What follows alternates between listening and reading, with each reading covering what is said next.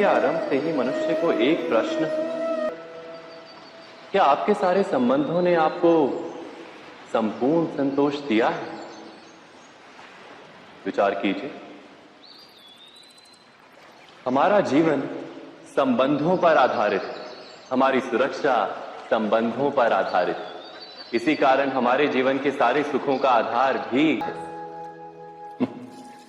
किंतु ये न्याय क्या है? न्याय का अर्थ क्या है? अन्याय करने वाले को अपने कार्य पर पश्चाताप हो और अन्याय भुगतने वाले के मन में फिर से विश्वास जगे समाज के प्रति। इतना ही अर्थ है ना न्याय का। किंतु जिसके हृदय में धर्म नहीं होता, वो न्याय को छोड़कर बैर और प्रतिशोध को अपनाता है। हिंसा के बदले प्रतिहिंसा की भावना लेकर चलता है। स्वयं भोगी हुई पीड़ा से कहीं अधिक पीड़ा देने का प्रयत्न करता है। और इस मार्ग पर चलते अन्याय को भुगतने वाला स्वयं अन्याय करने लगता है। शीघ्र ही वो अपराधी बन जाता है। अर्थात न्याय और प्रतिशोध के बीच बहुत कम अंतर होता है और इसी अंतर का नाम है धर्म। क्या ये सत्य नहीं? स्वयं विचार कीजिए। व्यक्ति जब निकट आते हैं तो एक दूसरे के लिए सीमाएं और मर्यादाएं निर्मित करने का प्रयत्न अवश्य करते हैं।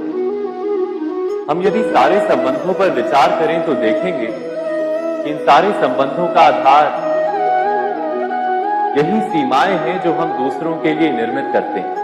और यदि अनजाने में भी कोई अन्य व्यक्ति इन सीमाओं को तोड़ता है तो उसी क्षण हमारा हृदय क्रोध से भर जाता है।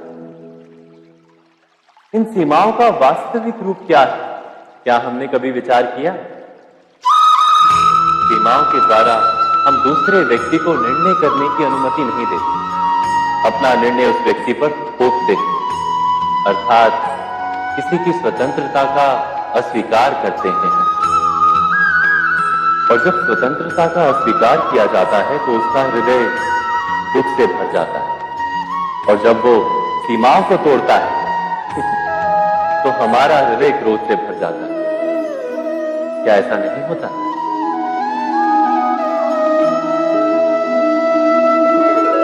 पर यदि एक दूसरे की स्वतंत्रता का सम्मान किया जाए तो किसी मर्यादाओं या सीमाओं की आवश्यकता ही नहीं होती। अर्थात जिस प्रकार स्वीकार किसी संबंध का देह है, क्या वैसे ही स्वतंत्रता किसी संबंध की आत्मा नहीं? स्वयं विचार की। पिता सदा ही अपने संतान के सुख की कामना करते हैं, उनके भविष्य की चिंता करते रहते हैं। इसी कारणवश सदा ही अपने संतानों के भविष्य का मार्ग स्वयं निश्चित करने का प्रयत्न करते रहते हैं। जिस मार्ग पर पिता स्वयं चला है, जिस मार्ग के कंकर पत्थर को स्वयं देखा है, मार्ग की छाया, मार्ग की धूप को स्वयं जाना है, उसी मार्ग पर उसका पुत्र भी चले। यही इच्छा रहती है हर पिता की। निसंदेह उत्तम भावना है ये। किंतु 3 प्रश्नों के ऊपर विचार करना हम भूल ही जाते हैं। कौन से प्रश्न? प्रथम प्रश्न, क्या समय के साथ प्रत्येक मार्ग बदल नहीं जाते? क्या समय सदा ही नई चुनौतियों को लेकर नहीं आता? तो फिर बीते हुए समय के अनुभव नई पीढ़ी को किस प्रकार लाभ दे सकते हैं? दूसरा प्रश्न, क्या प्रत्येक संतान अपने माता पिता की छवि होता है? हाँ, संतानों को संस्कार तो अवश्य माता पिता देते हैं, किंतु भीतर की क्षमता तो ईश्वर देते हैं। तो जिस मार्ग पर पिता को सफलता मिली है, विश्वास है कि उसी मार्ग पर उसकी संतानों को भी सफलता और सुख प्राप्त होगा। तीसरा प्रश्न, क्या जीवन के संघर्ष और चुनौतियां लाभकारी नहीं होती? क्या प्रत्येक नया प्रश्न एक नए उत्तर का द्वार नहीं खोलता? तो फिर संतानों को नए नए प्रश्नों, संघर्षों और चुनौतियों से दूर रखना, ये उनके लिए लाभ करना कहलाएगा या हानि पहुंचाना? अर्थात जिस प्रकार संतान के भविष्य का निर्माण करने के बदले उसके चरित्र का निर्माण करना श्रेष्ठ है, वैसे संतानों के जीवन का मार्ग निश्चित करने के बदले उन्हें नए संघर्षों के साथ जूझने के लिए मनोबल व ज्ञान देना अधिक लाभदायक नहीं होगा? स्वयं विचार कीजिए। जब भी किसी की आशा और इच्छा भंग होती है तो उसका हृदय क्रोध से भर जाता है। जिस व्यक्ति को वो अपना अपराधी समझता है उसे दंड देने का प्रयत्न करता है। पर क्या हमारी इच्छा या आशा का भंग होना क्या सदा ही किसी का अपराध होता है? इच्छाओं के अपूर्ण रहने के तो कई कारण हो सकते हैं। कुछ तो संजोग के कारण अधूरी रह जाती हैं और कुछ नियति के कारण। और कभी कभी इच्छाओं का स्वरूप ही ऐसा होता है कि वो पूर्ण नहीं हो पाती। बिना परिस्थिति पर विचार किए किसी को अपराधी मान लेना न्याय नहीं, प्रतिशोध है। न्याय का आधार तो दया है, करुणा है, और प्रतिशोध का आधार क्रोध, अहंकार। अर्थात हृदय में करुणा धारण किए बिना किसी के अपराध के विषय में विचार करना, किसी को दंड देना, क्या अपने आप में ही अन्याय नहीं? स्वयं विचार कीजिए। सबके जीवन में ऐसा प्रसंग अवश्य आता है कि सत्य कहने का निश्चय होता है हृदय में, किंतु मुख से सत्य निकल नहीं पाता। कोई भय मन को घेर लेता है। किसी घटना अथवा प्रसंग के बारे में बात करना या फिर स्वयं से कोई भूल हो जाए उसके बारे में कुछ बोलना, क्या ये सत्य है? नहीं, ये तो केवल तथ्य है। अर्थात जैसा हुआ था वैसा केवल बोल देना सामान्य सी बात है। किंतु कभी कभी उस तथ्य को बोलते हुए भी भय लगता है। कदाचित किसी दूसरे की भावनाओं का विचार आता है मन, दूसरे को दुख होगा ये भय भी शब्दों को रोकता है। तो ये सत्य क्या है? क्या हमने कभी विचार किया है? जब भय रहते हुए भी कोई तथ्य बोलता है तो वो सत्य कहलाता है। वास्तव में सत्य कुछ और नहीं, केवल निर्भयता का दूसरा नाम। और निर्भय होने का कोई समय नहीं होता, क्योंकि निर्भयता आत्मा का स्वभाव है। अर्थात क्या प्रत्येक क्षण सत्य बोलने का क्षण नहीं होता?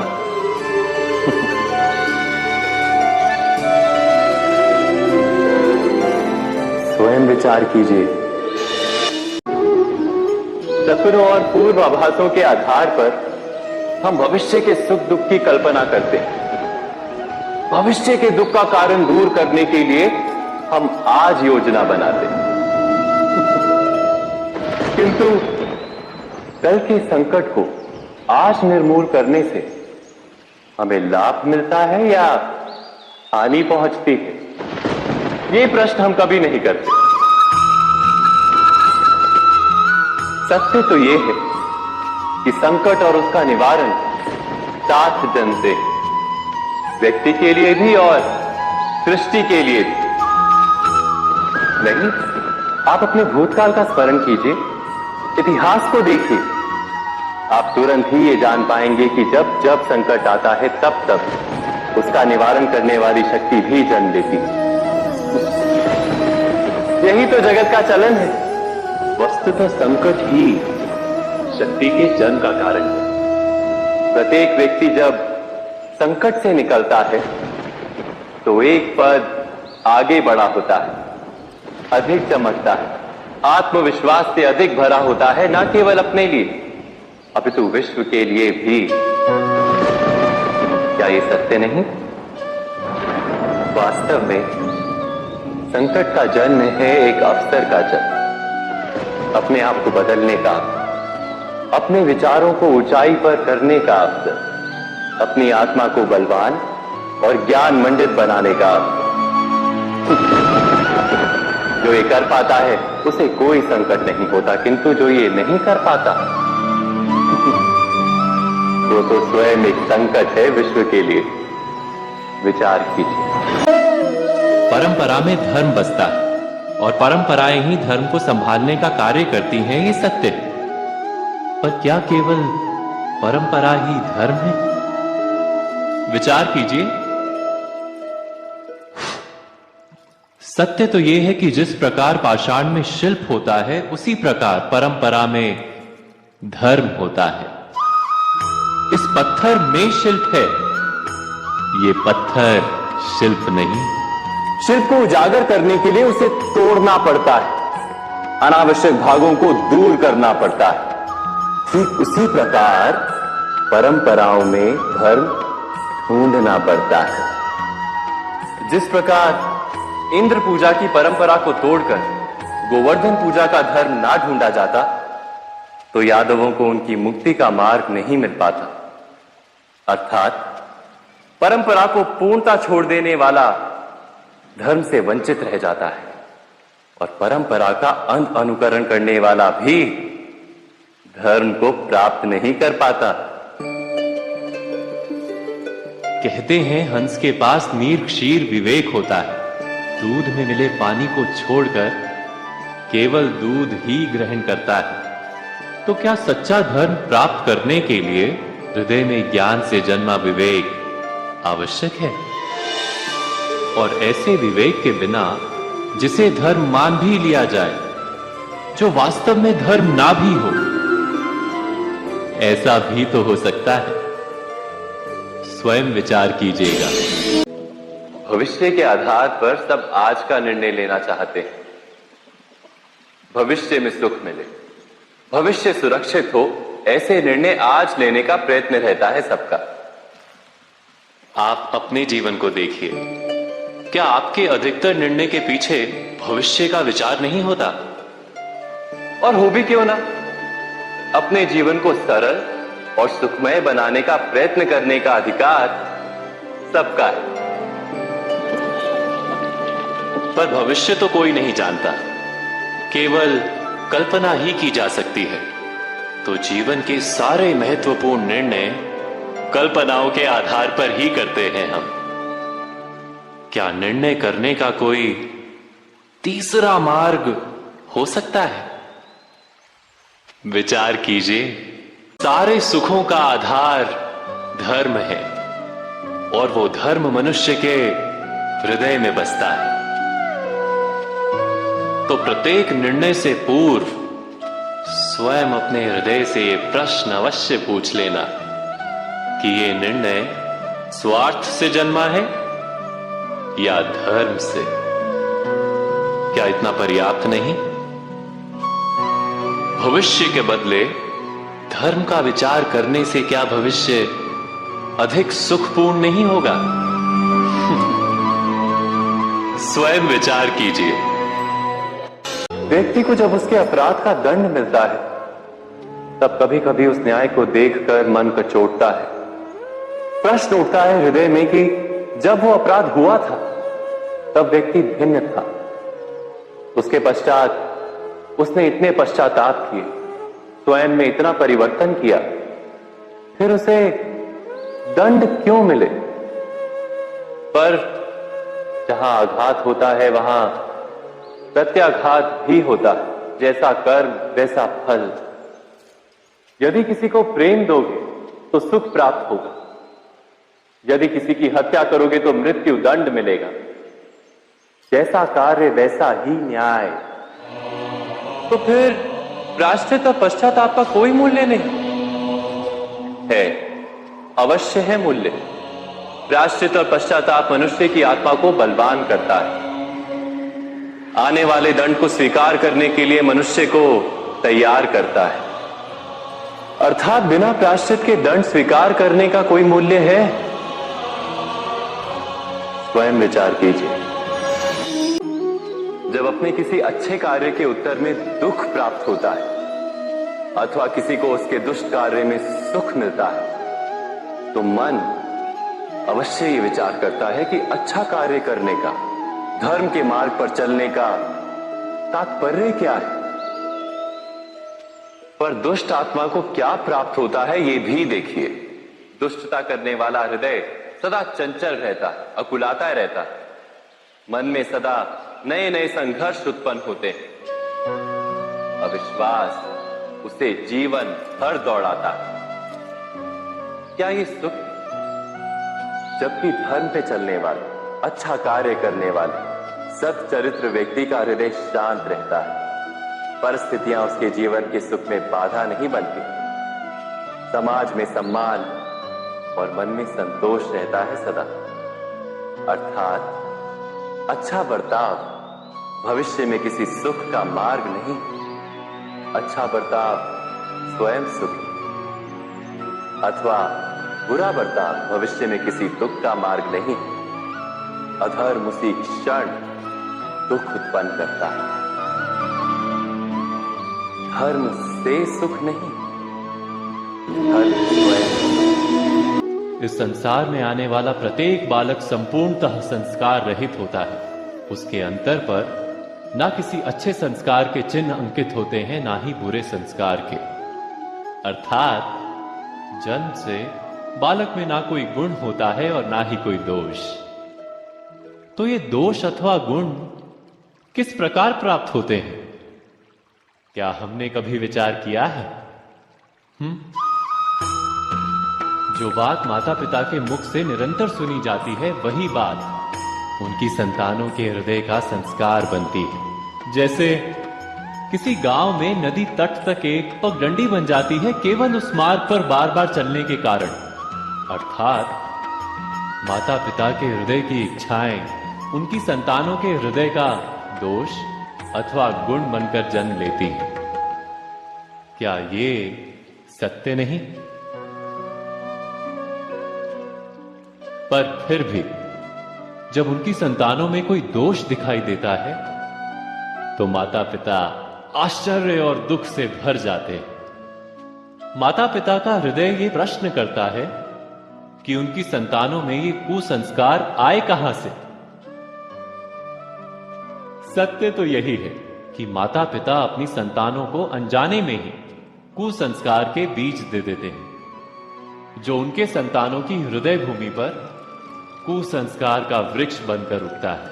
अर्थात अपनी संतानों को सुसंस्कारी और धर्ममय बनाने की आशा रखने वाले प्रत्येक माता पिता को प्रथम अपने हृदय की इच्छाओं पर अंकुश रखना क्या अनिवार्य नहीं?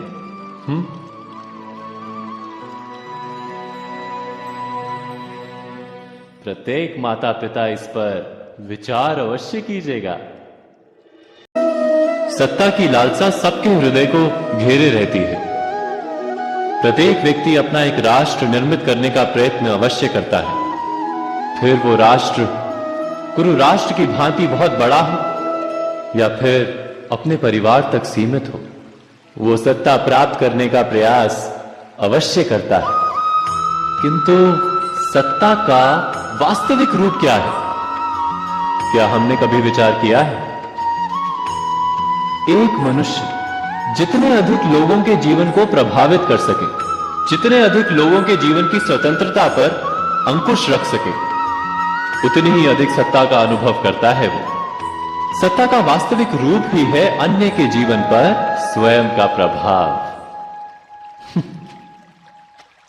किंतु क्या वास्तविक प्रभाव प्रेम, दया, करुणा और धर्म से निर्मित नहीं होता? जब भी मनुष्य कठोरता और अधर्म से सत्ता प्राप्त करने का प्रयत्न करता है, तब वो दूसरों के हृदय में विरोध अथवा विद्रोह को जन्म देता है। और परिणाम कुछ इस प्रकार। हां, कुछ समय के लिए वो स्वयं को प्रभावी और शक्तिशाली अवश्य पाता है, किंतु वो वास्तविक सत्ता नहीं। यही कारण है कि भृगु और वशिष्ठ जैसे ऋषियों की आज भी पूजा की जाती है, रावण और हिरण्यकशिपु की नहीं। इस पर तो आप विचार अवश्य करें। सत्य कहा ना?